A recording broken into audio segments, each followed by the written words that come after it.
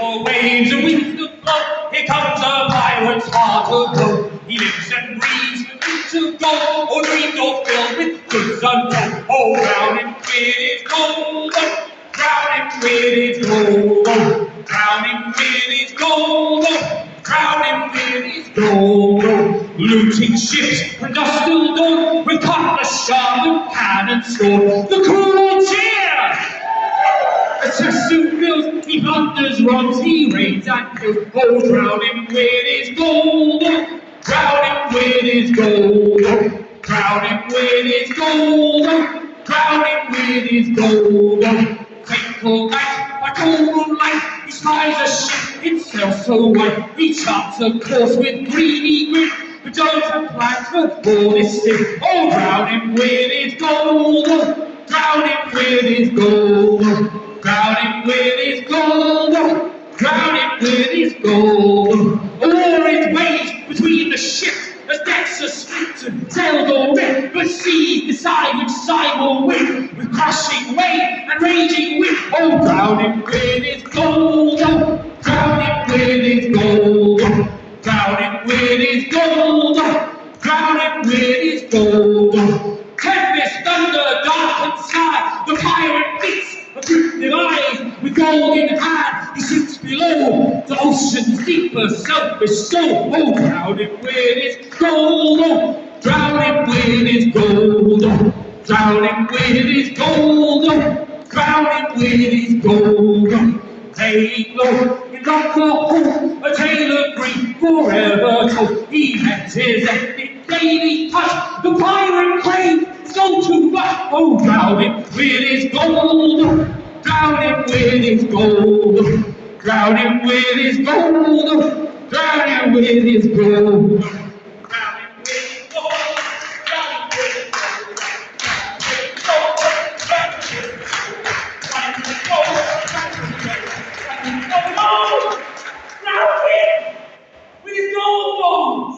Thank you very much.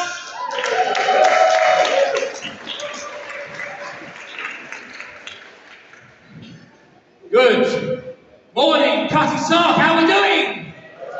Can I have a stamp starting with you on the floor? As soon as you hear that stamp, can you start stamping? Let the stamping spread, keep stamping.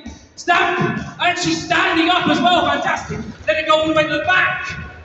Keep stamping, louder, louder! Too loud! Thank you very much, folks. My name is Luigi Coppola. I was very honoured to be invited today for the Cutty Sark Sea Shanty Festival. Give me an ooh-ah if you've been here before. Give me a oh no if you haven't. That's pretty good. It's good numbers. It's good numbers. So, I've got a few pieces for you today. The first one is my one and only sea shanty, which is in my debut collection. If you want to check it out, there's a couple of frames going around. Check out the work, check out the image, and let me know what you think. The second piece is a poem published in Sidekicks 10 Poets Prowl the Seas in Search of Plunder. Amazing publisher. Please do check them out. This is called A Cartographer Climbs the Ladder. Sorry, it's the wrong title. A Cartographer Climbs the Rigging. No one maps the sea behind the mirror. The one that forks left beneath the waves. Not waves, really, not anymore. More an agreement between fog and depth. They told me it would be a pleasure cruise, a coral spine which pointed towards sea-swallowed galleons manned by normal hearts, easy marks for plunder. So I followed the thrum of my compass like a heart beneath the deck, which span when I lied, and it led me to this ship. Hired to chart, I wasted the first few days gazing out of portholes, themselves eyelids mid-blink. Behind the thin glass, the wind chanted not warnings, but invitations. The captain wore velvet and silent, with hands gloved in ash, and only hinted at riddles. But after a few weeks, I stopped needing answers, whether they came from the crew's heavy eyes or between the rum lines on my maps. It took a month just to work out the layout of the ship, with every cabin a contradiction. One full of abandoned shoes, one whose pot simmered with old arguments, another would lurch starboard to port, to starboard again, even when the ocean was still. I stayed still and plotted. A whole season in, I was so tired of courses that promised gold and delivered foam. A map with holes hide under my arm. A round compass shook in one hand. A pointed compass sat in the other. At the year mark, I had had enough. The sun froze, the wind wrenched at every organ, and albatross spoke to me of change. A vision of distance, of every step on the rigging, one step closer to heaven. But before I climbed up, I dragged myself down. I opened the captain's door to fresh water pouring out. Not sea, not storm, just soft, unknowable water. And him standing there like Neptune itself. And something came out of my heart. I tore apart the map, cracked the round glass, and buried the points in his heart. In some ways, you might say, it did lead me to gold. The map folded in on itself. No need for north when you are the center.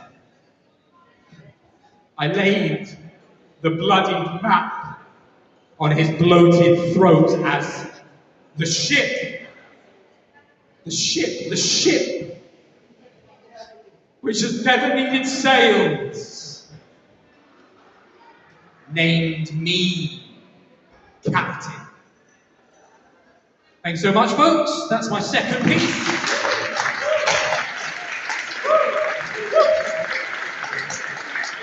So, my third and final piece, folks. I need a little bit of audience participation. If I put, and it's perfectly divided into two halves, so that's fantastic. If I point to this side of the audience, can you shout out the word captain? Captain! Perfect, perfect. And if I point to this side of the room, can you shout out the word cook? Superb. And if I do this, can you all shout together, collectively, with that deep inner sailor in your heart, the word ahoy? Ahoy! Excellent. This is called the captain and the cook. Said the to the good gracious. I've just had a look. You chop and you stir in the galley below, while I steer the ship in the sea winds blow. But oh, what relief it would be, I say, trading my job for yours for a day. Let's swap with a glistening hook, said the excitable to the curious, said the rather loud to the listening.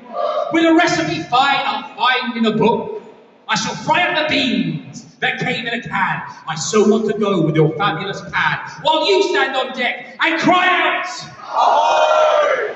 Perfect. And order the crew in this job-swapping ploy. What fun it will be!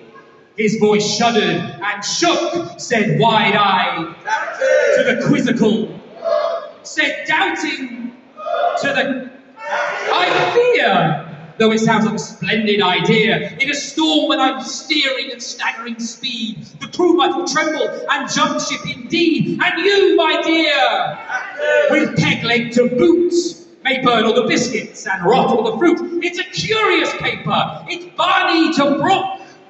My dear old, said the trembling, said the, let's think this thing through. I'll give you my hat and a telescope too, and we'll look just splendid, a ship-shaped sight. So give me your ladle and pinafore bright, and I promise to cook with flair and with fun, while you take the wheel and salute everyone. Let's do it! By hook or by crook, said the very sure to the dubious. Said the, okay, let's make a start. Beware the crew's wrath deep in your heart. If you burn every bun and drop every cake, but I'll take up your compass for goodness sake. So they swap for a day, and this is all true. The stew caught fire and exploded with fare, where jellyfish bounced down the captain's chair. The biscuits escaped and rolled out to sea, chased by a crab with a pot of tea. The cook tried to steer but spun in a loop. They yelled at the stars and fell in the soup. The captain made fudge but stuck like glue, then slipped on a mop and lost his shoe. A parrot took over and shouted, all right, and ate with a peanut, such a terrible sight. The sails caught wind, flapped out of control as they crashed through the waves like a sausage roll. It was all such a mess and befuddling too. But even today, they don't know who's who. Who is the? And who is the? Who is the? Who is the? Who is the? Who is the? Who is the? Who is the? And that is the tale of the and the. Woo! Patrick Sark, thank you so much for listening. I think you need to enjoy the rest of your seafaring days.